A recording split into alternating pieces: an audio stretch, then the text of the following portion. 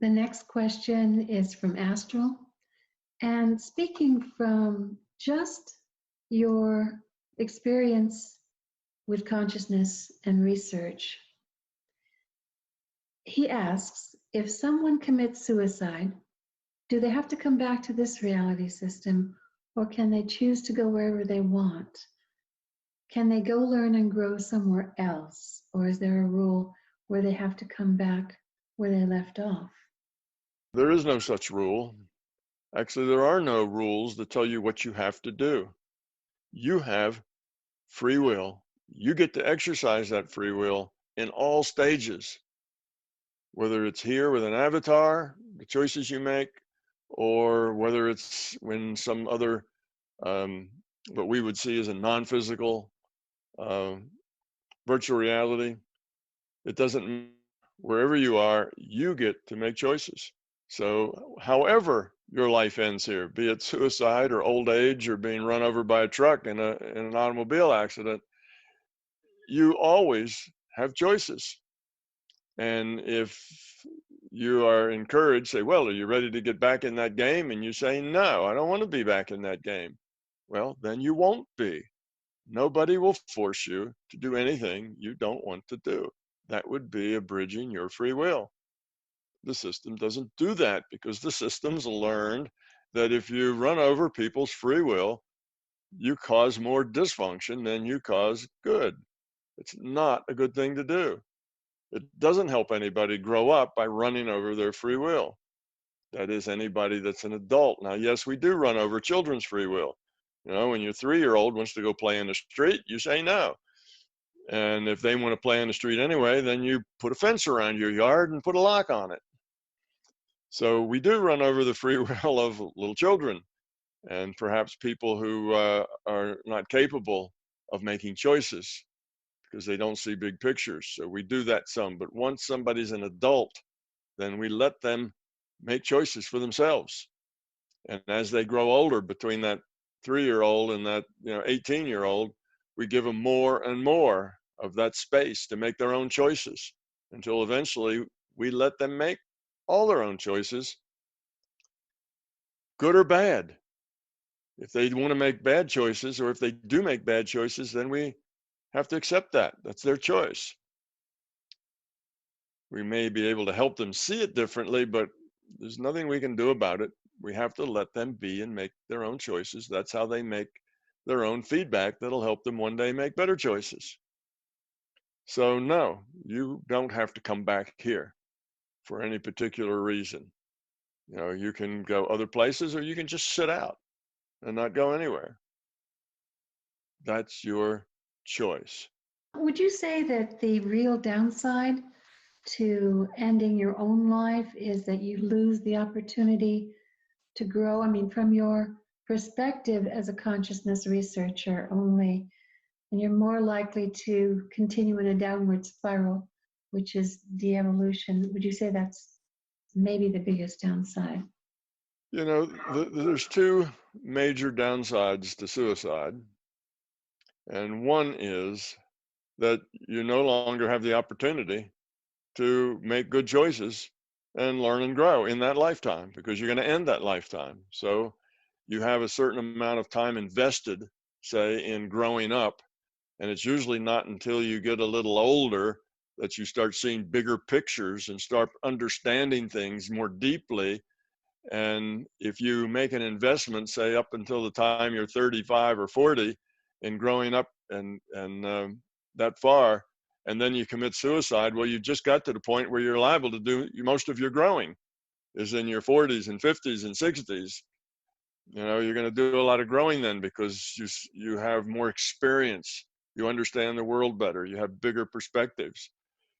So you have that sense that if you commit suicide, then you are throwing away all the investment that you've made up to that point, and you are throwing away all the potential you had for growing up positively. Okay, now people who commit suicide usually are what we call depressed, clinically depressed. And when you are depressed, what happens is that your vision, your sense of decision space narrows and narrows, so till you have blinders on. You just have blinders. You can't see anything except what's wrong. You can't see anything except the problem. You become obsessed with that problem to the point that everything else disappears in your life. The fact that there are people who love you, people who care about you, things to do, whatever, all of that isn't important because you're obsessed with what's wrong, with what the problem is, with your failure. And you're obsessed with the idea that that will never change. It'll always just be that way, as if you had a crystal ball and could read the future.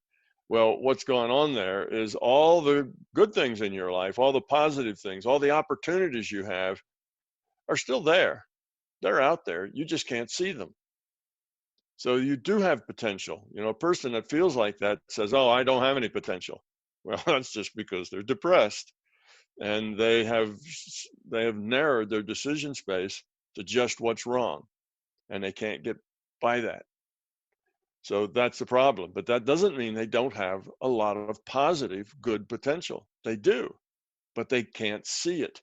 So you see, that's the downside, is that you exit leaving a whole lot of positive growth potential that you could have worked with and could have developed into good entropy reduction growth.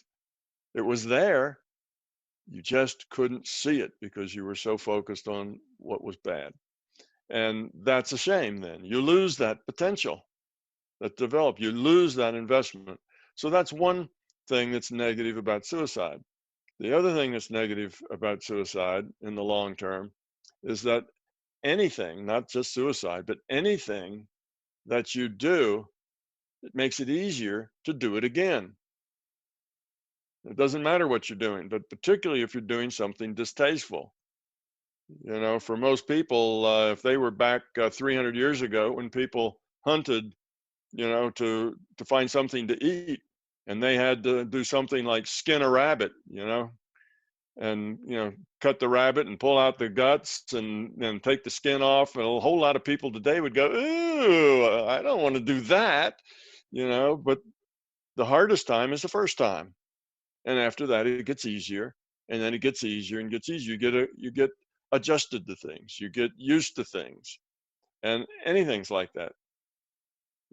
Anything you do, you can do more easily with doing it.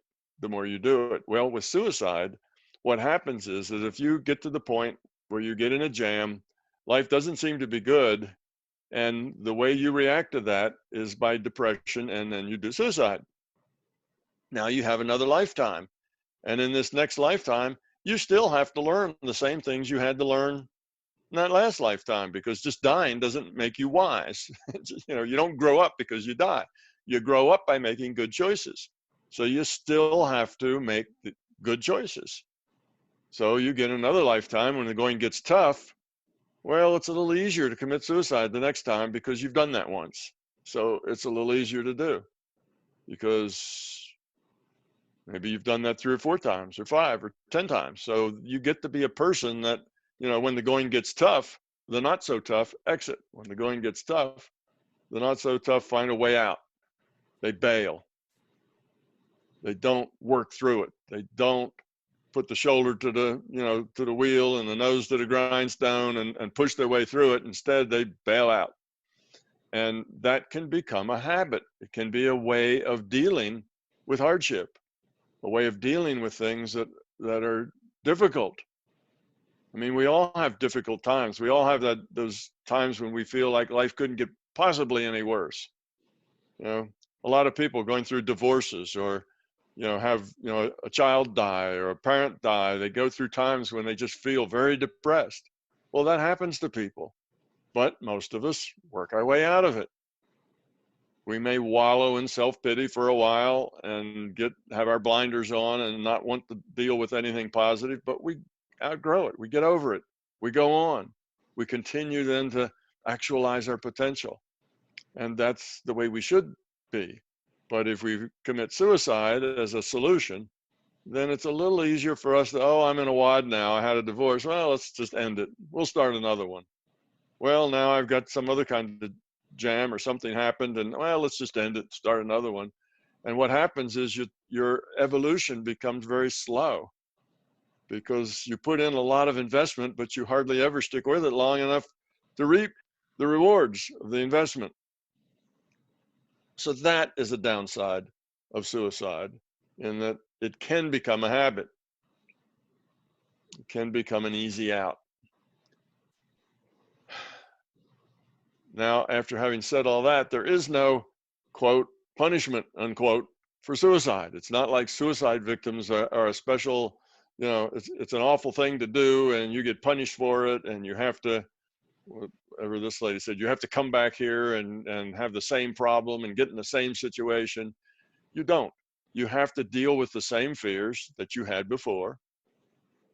You have to get through life. You have to make choices to get, to grow just like you did before. But there's no punishment. It's not like, you get a demerit or you lose, 10 points, take away your gold stars. It's not like you get punished for it, but the downsides are real. And that is, it's easier the next time. And the downsides are real in the sense that, look, you're going to have to learn this stuff one way or another. You've got to grow up, you've got to evolve. And to do that, you're going to have some pain, you're going to have hardship. And when you have that hardship, you have to not let your decision space reduce down to nothing but the hardship. You have to see bigger pictures. You have to get through it. You have to accept it and go on. That's part of growing up. So, if you don't do it this time, you're going to have to do it again. You get to do it next time. Doesn't mean you'll be in exactly the same situation. It just means that you still have to make choices that evolve you. And if you're having a hard time making good choices, then you're still going to have a hard time making good choices. But that's what growing up is. Everybody has a hard time growing up. Growing up is not an easy thing to do. We have hard choices. And unfortunately, we humans, if we don't feel pain, we don't really try very hard to change. Pain is what drives us forward. Pain is what pushes us to grow up. I mean, it would be nice if that wasn't the case. And as more you grow up, the less that is the case. The more grown you are, the more you grow, not from pain, but just from deeper understandings. But when you're not very grown up and you don't feel any pain, well, then you don't care to change anything. Let it ride. Everything's great. I don't feel any pain. So why should I change anything? And then you don't grow much. So most of us who aren't very grown up mostly grow up because we get pushed. Things happen that hurt. We do things where we get smacked by life, and we have to deal with it. And how we deal with that is how we grow up. Well, if you refuse to deal with it and you just commit suicide to get away from it, well, you lost your opportunity to grow up there. You could have dealt with that.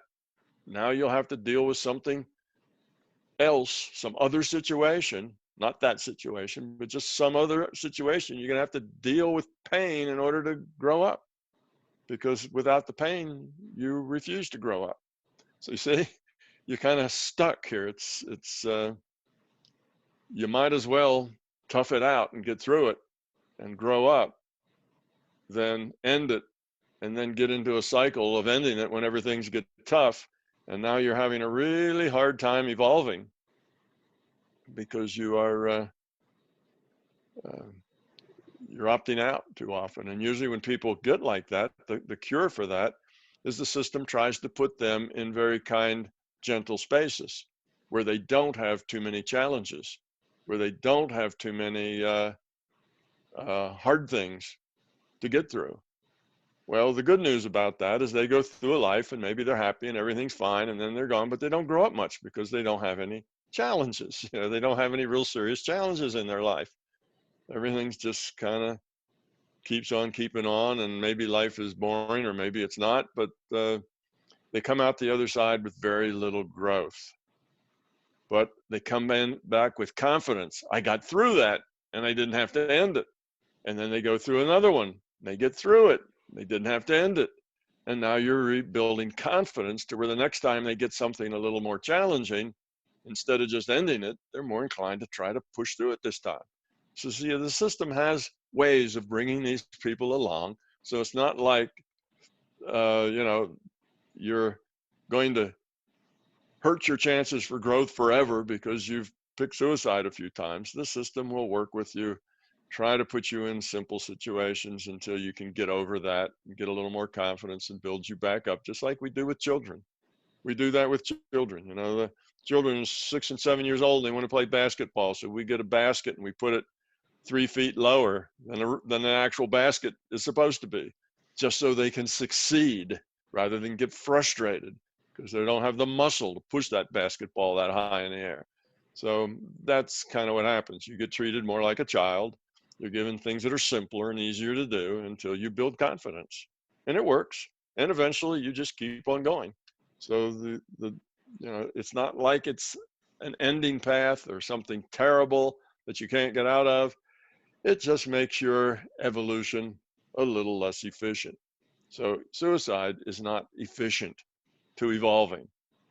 It terminates your experience before you've actually actualized the potential you have in that experience. So it's inefficient. So I guess that's the best thing to describe it. It's an inefficient way to approach evolution of consciousness. You've pointed out all of that very well.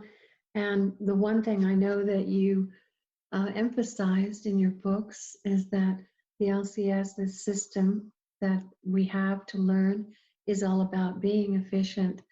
So you're really contributing to slowing up the system and slowing up your own evolution and our evolution as a collective. So that was very well described. Thank you, and I hope that answered your question, Astral. Thank you, Tom, for taking on all of these questions.